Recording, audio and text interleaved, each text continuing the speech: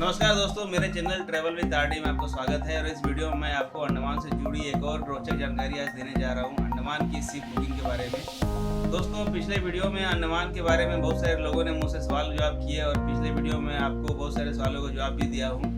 लेकिन इस वीडियो में आपको अंडमान की शिप बुकिंग के बारे में बताऊँगा, क्योंकि बहुत सारे लोगों ने शिप बुकिंग के बारे में पूछा है और ये जानना चाहा है कि शिप की बुकिंग कैसे होती है, कहाँ से होती है और इसके लिए कितने किराया है। ये सब की जानकारी मैं इस वीडियो में दूंगा। तो चलिए देखते हैं कि अंडमान की शिप बुकिंग कैसे की जाती है।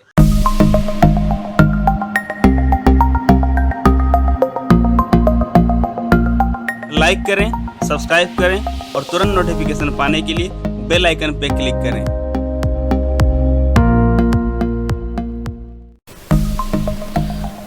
दोस्तों, भारत के मेन लैंड से अंडमान जाने वाली जितनी भी जहाज़ें हैं या पानी जहाज़ हैं, वे भारत के शिपिंग कॉरपोरेशन ऑफ इंडिया द्वारा चलाए जाते हैं। और ये एक सरकारी संस्था है जो भारत में सभी तरह के पानी जहाज़ों के यातायात का जिम्मा लेती है और उन्हें संचालित करती है।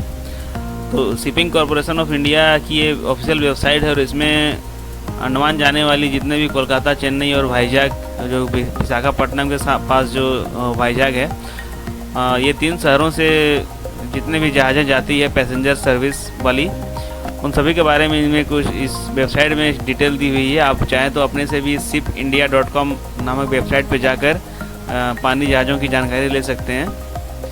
तो इसमें लिखा हुआ है कि अंडमान जाने के लिए 5 पैसेंजर जहाज़ हैं, जिसमें MV Akbar, MV Nicobar, MV ननकोबरी, MV Swaraj द्वीप और MV हर्षवर्धना, ये 5 जहाज़ हैं, जिसे आम बोलचाल में फैसल भी कहा जाता है।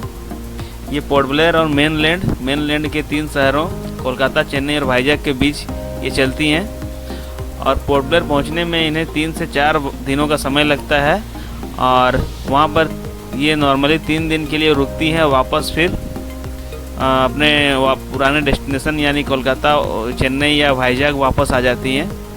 और 1 महीने में इनकी लगभग 3-4 सेलिंग होती है। लगभग 3-4 यानी महीने में, सप्ते में ये 1 बार चलती हैं। और कोलकाता से चेन्नई जो है महीने में 3 बार है। उसके बाद भाईजाग महीने में सिर्फ 1 बार है। और सेलिंग का जो जितना भी शेड्यूल होता है वो अंडमान निकोबार एडमिनिस्ट्रेशन द्वारा महीने में 1 बार जारी किया जाता है। और इनकी टिकटिंग जो है उनके काउंटर पर जाकर ही होती है। जितने भी नॉर्मली ऑनवर्ड या रिटर्न टिकट होते हैं जनरल पब्लिक को इशू किए जाते हैं लगभग 1 महीने एडवांस में, जो जिसकी जानकारी लोकल न्यूज़पेपर में दी जाती है।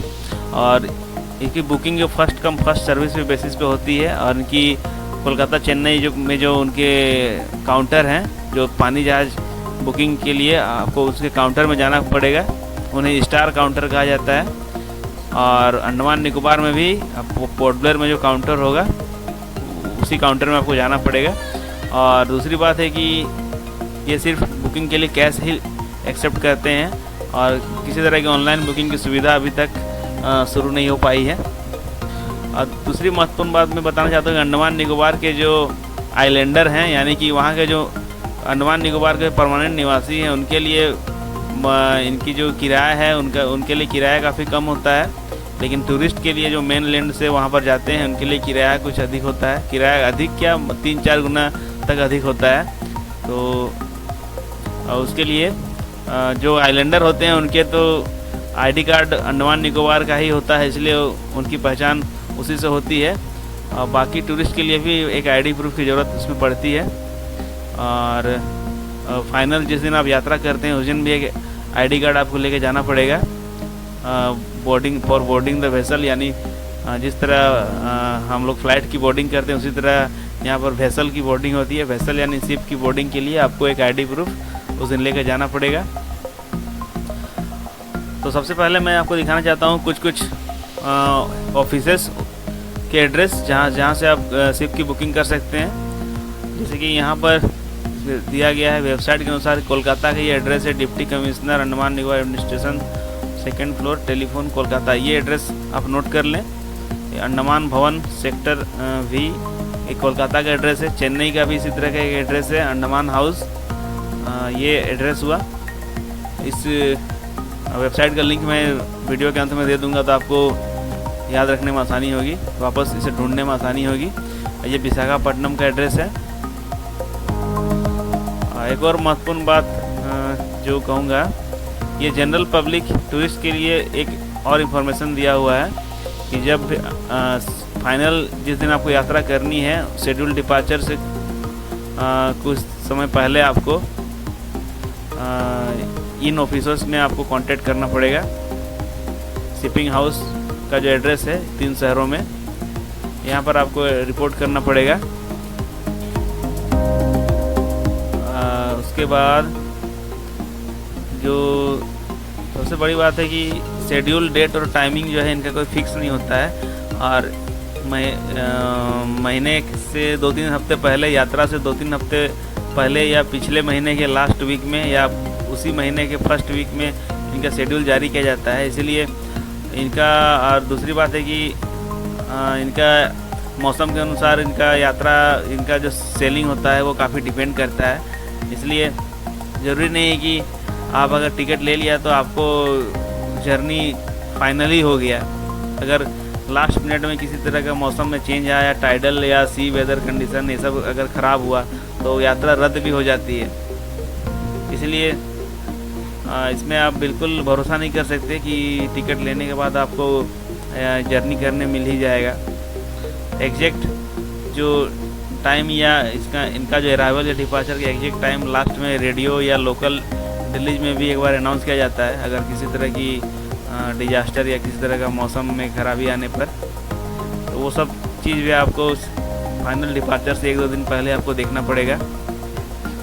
और यहाँ आपको वोटर आईडी कार्ड या पासपोर्ट वगैरह तो बोर्डिंग से पहले लेके जाना ही है। उसके बाद यहाँ पर कुछ अंडमान के होटल्स के बारे में दिया हुआ है। ये लास्ट में बहुत सारे वेसल के अंदर में भी, जिस तरह ट्रेन के अलग अलग क्लास होते हैं, स्लीपर एसी, थर्ड एसी, उस तरह के यहाँ पर भी डिलक्स केबिन से लेकर बंक क्लास, ये बंक क्लास सबसे लोअर क्लास होता है, वहाँ से लेकर डिलक्स केबिन तक का यहाँ पर 8-9 क्लास होते हैं पानी जहाज़ के अंदर भी, जिनके किराए जो है लगभग 700 रुपये से स्टार्ट होकर यहाँ 4-5 हज़ार रुपये, 7 हज़ार रुपये तक के किराया आप देख सकते हैं। ये बंक क्लास काफ़ी सबसे लोअर क्लास होता है। अधिकतर जो व्यापारी होते हैं छोटे छोटे, वे इस क्लास का उपयोग करते हैं। और एसी की भी सुविधा उपलब्ध है। Second class cabin, first class cabin, deluxe cabin, ये मेनली यहाँ पर 3-4 क्लास हैं। इनके बारे में डिटेल्स में आप इस वेबसाइट पे खुद जाकर आप देख सकते हैं। और उसके बाद एक और बात है कि कैंसिलेशन अगर आप करना चाहें तो उस कैंसिलेशन चार्जेस यहाँ दिया हुआ है। अगर 3 दिन पहले कैंसिल करते हैं तो 20 रुपये केबिन के, 15 रुपये बंक के कैंसिलेशन चार्ज लगेंगे। यानी कैंसिलेशन चार्ज जो है वो काफ़ी मामूली है, और ट्रेनों या रेलवे की भांति बहुत ज़्यादा कैंसिलेशन चार्ज इसमें नहीं है। 2 दिन पहले कैंसिल करने पर 25% फाइन लगेगा। अगर उसी दिन अगर कैंसिल करते हैं तो 60% आपको फ़ाइन देना पड़ेगा, और एक बार डिपार्चर के बाद आप किसी तरह का कोई रिफंड आपको नहीं मिलेगा। तो ये हुई मोटे तौर पे शिप के शेड्यूल, उनकी बुकिंग, उनके रूल्स के बारे में। ज़्यादा जानकारी के लिए आप इस शिप इंडिया की वेबसाइट पे आप खुद से ही विजिट करके जानकारी ले सकते हैं।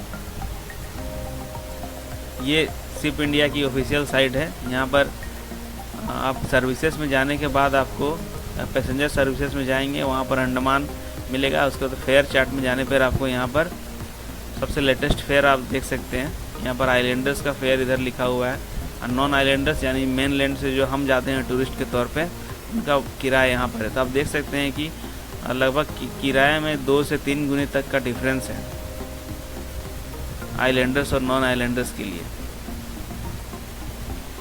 तो दोस्तों, उम्मीद करता हूँ आपको सारा कुछ समझ में आ गया होगा कि शिप की बुकिंग कैसे करनी है और क्या क्या डॉक्यूमेंट ले जाने हैं, और शिप आपको कहाँ पर जाकर, आपको किस काउंटर में आपको जाकर बुकिंग करनी है।